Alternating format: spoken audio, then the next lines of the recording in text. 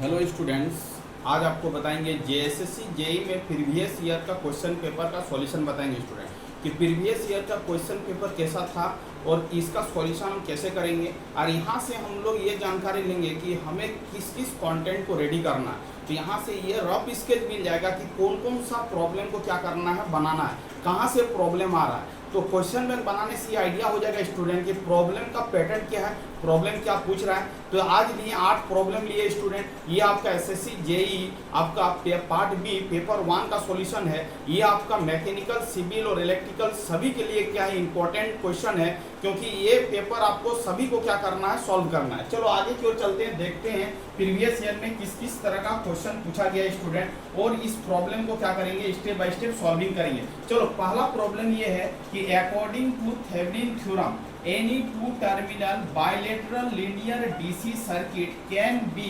replaced by an equivalent circuit consisting of, मतलब जब भी कोई आपका एक सर्किट दिया जाए उसमें आपको थेवेनिन थ्योरम यदि लगाना है और थेवेनिन थ्योरम लगा के थेवेनिन थ्योरम का इक्विवेलेंट सर्किट क्या होगा, तो आपको याद रखना होगा स्टूडेंट कि थेवेनिन थ्योरम का जब भी हम लोग मॉडिफिकेशन करते हैं तो उसमें आपका सिंपल वोल्टेज सोर्स और क्या होता है, उसके सीरीज में क्या लगा हुआ रहता है, रेजिस्टेंस लगा हुआ रहता है। इसका मतलब है कि आपसे पूछ रहा है कि a voltage source in parallel with a resistor, ये वाला ऑप्शन नहीं होगा student. A current source and a series resistor, ये नहीं होगा। A current source and a series resistor नहीं होगा। A current source in a parallel resistor, ये नहीं होगा। A voltage source and series resistor, ये वाला ऑप्शन क्या होगा स्टूडेंट, आपका डी ऑप्शन क्या होगा, राइट होगा। बट यहाँ पर आपसे एक प्रॉब्लम और पूछा जा सकता था कि according to Norton's theorem, Thevenin के जगह पर यदि नॉर्टन्स थ्योरम रहता है स्टूडेंट, तो आपको याद रखना होगा यदि थेवेनिन के जगह पर नॉर्टन्स दिया जाता तो आपका आंसर हो जाता सी।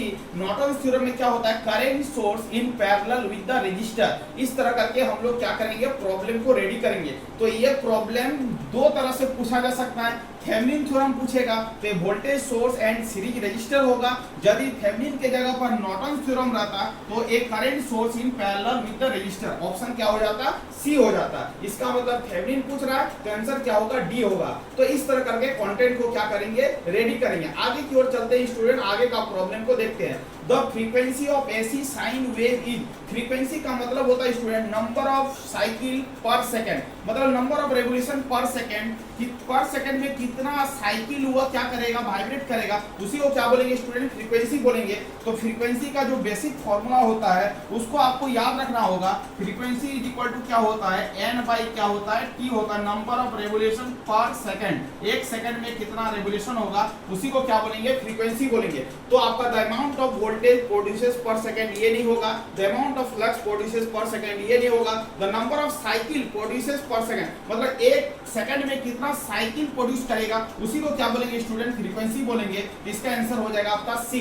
इस तरह करके कंटेंट को क्या करना, रेडी करना। आगे की ओर चलते हैं। Which of the following diode represented by the given symbol, ये आपका इलेक्ट्रॉनिक्स का पोर्शन है स्टूडेंट। बोल रहा है कि ये कौन सा डायोड है। यहाँ पर एक ये यदि सिंपल दिया जाता, ये इस तरह करके फिगर दिया जाता है स्टूडेंट, तो ये आपका क्या होता, सिंपल डायोड होता है। ये आपका क्या होता, सिंपल डायोड होता है। बट यहाँ पर क्या किया, इस तरह करके एक सिंबल दिया है और यहाँ पर इस तरह करके कनेक्शन दिया है। इसका मतलब है ये आपका क्या होगा स्टूडेंट, ये आपका डायोड है और ये आपका डायोड के साथ ये कैपेसिटर लगा हुआ है। तो इसका मतलब है ये आपका वेक्टर डायोड होगा। इसको याद रखना होगा। ये सिंबल किसको रिप्रेजेंट कर रहा है, तो आपको बोलना ये वेक्टर डायोड को क्या कर रहा है, रिप्रेजेंट कर रहा है। अब देखो स्टूडेंट, ये आपका वेक्टर डायोड है, ये सिंबल आपका वेक्टर डायोड है। तो जेनर डायोड का सिंबल क्या होगा उसको भी आपको क्या करना, याद रखना, ठीक है। तो ये आपका जेड आकृति जो होगा तो उसी को हम लोग क्या बोलेंगे, जेनर डायोड बोलेंगे। ये जेड आकृति यदि डायोड के लास्ट में जेड आकृति रहेगा इसको क्या बोलेंगे, जेनर डायोड बोलेंगे। लाइट इमिटिंग डायोड एलईडी जो रहेगा स्टूडेंट, यहाँ पर एक डायोड बना देना है और यदि यहाँ से लाइट इमिट करेगा मतलब यहाँ से लाइट बाहर जाएगा, इसी को क्या बोलेंगे स्टूडेंट, एलईडी बोलेंगे।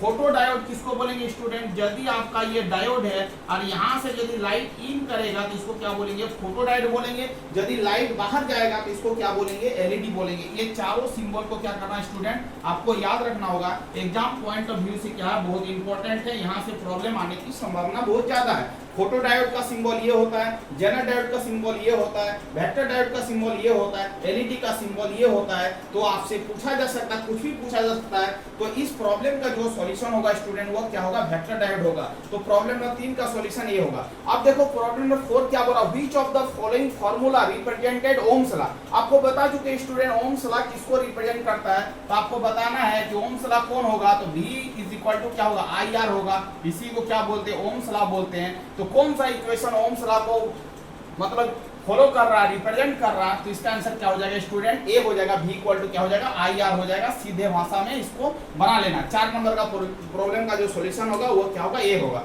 अब देखो student, which of the following value of AC sine wave is also known as root mean square RMS value. RMS value का दूसरा नाम पूछ रहा है कि क्या होगा? पीक टू पीक वैल्यू नहीं होगा, इंस्टेंटेनियस वैल्यू नहीं होगा, मैक्सिमम वैल्यू नहीं होगा। RMS वैल्यू का मतलब होता है स्टूडेंट इफेक्टिव वैल्यू। तो आपको याद रखना होगा कि RMS value is equal to क्या बोलेंगे? इफेक्टिव वैल्यू बोलेंगे। इसका आंसर हो जाएगा आपका डी। RMS वैल्यू को हम लोग क्या बोलेंगे? इफेक्टिव वैल्यू बोलेंगे। अब देखो स्टूडेंट, प्रॉब्लम नंबर 6 बनाना है। कैसे बनाओगे? ये भी प्रॉब्लम बेहद इंपॉर्टेंट है। इस तरह का प्रॉब्लम आपका एग्जाम में देखने को मिलेगा। तो find the value of the I पूछ रहा है, आई का वैल्यू निकालना है। कैसे निकालोगे? यहाँ से नोट लगाओगे, यहाँ पर पोटेंशियल को क्या मानोगे? V मानोगे। अब देखो यहाँ पर नोट लगाओगे तो क्या हो जाएगा? V माइनस 15 डिवाइडिंग बाई क्या हो जाएगा? 5। और यहाँ पर ये टर्मिनल क्या हो जाएगा? ग्राउंड। तो प्लस V बाई क्या हो जाएगा? 10 और 6 एम्पियर करंट नोड में इन हो रहा है। आप देख रहे हो नोड से तो प्लस नजर आ रहा है। यहाँ पर क्या होगा? Minus 6 is equal to 0। अब तो इसको सॉल्व करना है तो V माइनस 15 बाई क्या होगा? 5 और क्या हो जाएगा? V by 10 is equal to क्या हो जाएगा स्टूडेंट? 6। अब देखो इसको सॉल्व कर लेंगे तो एलसीएम होगा आपका 10 होगा। ये हो जाएगा 2V, ये हो जाएगा 30 और ये हो जाएगा V इज इक्वल टू हो जाएगा 6। ये हो जाएगा स्टूडेंट 3V। इसको क्रॉस मल्टीप्लिकेशन करेंगे तो 60 और प्लस क्या हो जाएगा? 30। तो V का वैल्यू हो जाएगा स्टूडेंट 90/3। इसको कैंसिल करेंगे तो आ जाएगा आपका 30 वोल्ट। कितना आ जाएगा स्टूडेंट? 30 वोल्ट आ जाएगा। चलो 30 वोल्ट आ गया। यहाँ V का वैल्यू कितना हो गया? 30 हो गया। अब 30 हो गया, अब I का वैल्यू को फाइंड आउट करना है। तो I इक्वल टू क्या हो जाएगा स्टूडेंट? 30 बाई क्या होगा? 10। यहाँ का ब्रांच निकालना तो V dividing by 10 is equal to क्या हो जाएगा? I। तो I का वैल्यू हो जाएगा आपका स्टूडेंट 3 एम्पियर। क्या हो जाएगा? 3 एम्पियर। मतलब इस प्रॉब्लम का जो आंसर होगा, नोट लगा के बनाएंगे तो आपका क्या हो जाएगा? C हो जाएगा, 3 एम्पियर हो जाएगा। इसका मतलब प्रॉब्लम नंबर 6 का जो आंसर होगा स्टूडेंट वो आपका क्या होगा? C होगा। चलो आगे की ओर चलते हैं, आगे का प्रॉब्लम को देखते हैं। In which of the following mode does a photo diode work. मतलब फोटो डायोड किस मोड में वर्क करता है? तो आपको याद रखना होगा स्टूडेंट कि जो फोटो डायोड जो वर्क करता है वो आपका कंडीशन जो है वो आपका रिवर्स बायस में क्या करेगा? काम करेगा। फोटो डायोड किस बायस में काम करेगा, किस मोड में काम करेगा? तो आपको टिक आउट करना है कि फोटो डायोड जो आपका काम करेगा वो आपका कैसा मोड में काम करेगा? वो मोड होगा आपका रिवर्स बायस। आपको इस प्रॉब्लम को क्या करना होगा स्टूडेंट? याद रखना होगा। आगे की ओर चलते हैं, 8 नंबर प्रॉब्लम को देखते हैं। पूछ रहा है which of the following is used for control rod in nuclear power plant. Nuclear power plant में कंट्रोल रॉड के रूप में किसका यूज करते हैं? तो आपको याद रखना होगा स्टूडेंट, कंट्रोल रॉड के रूप में हम लोग कैडमियम या बोरोन का यूज करते हैं। यहाँ पर कैडमियम नहीं दिया गया है, बोरोन दिया गया है। इसका मतलब है कैडमियम और बोरोन का यूज हम लोग क्या करते हैं स्टूडेंट? कंट्रोल रॉड के रूप में न्यूक्लियर पावर प्लांट में यूज करते हैं। और आपका कूलेंट के लिए ग्रेफाइट और हेवी वाटर का यूज करते हैं। यदि आपसे पूछता है कूलेंट के लिए न्यूक्लियर पावर प्लांट में किसका यूज करेंगे? तो ग्रेफाइट और हेवी वाटर होगा। बट कंट्रोल रॉड के लिए हम लोग क्या करेंगे स्टूडेंट? बोरोन का यूज करेंगे। इसका मतलब ये 8 प्रॉब्लम आपका एग्जाम में पूछा गया है। ये आपका प्रीवियस ईयर का क्वेश्चन पेपर है। इस तरह का ही प्रॉब्लम आपका पूछा जाएगा स्टूडेंट। तो आपको ये सब कंटेंट को क्या करना? रेडी करना है। थेवेनिन थ्योरम में आपका वोल्टेज सोर्स और रेजिस्टर का कनेक्शन सीरीज में होगा। नॉर्टन थ्योरम में करंट सोर्स और रेजिस्टेंस का कनेक्शन पैरेलल में होगा, फ्रीक्वेंसी का फॉर्मूला N/T होगा, number of cycle per second is known as the क्या बोलेंगे, फ्रीक्वेंसी बोलेंगे। ये वेक्टर डायोड का सिंबल है, इसको ओम्स लॉ किसको बोलते हैं, V=IR बोलते हैं। आरएमएस वैल्यू किसके बराबर होता है, इफेक्टिव वैल्यू के बराबर होता है।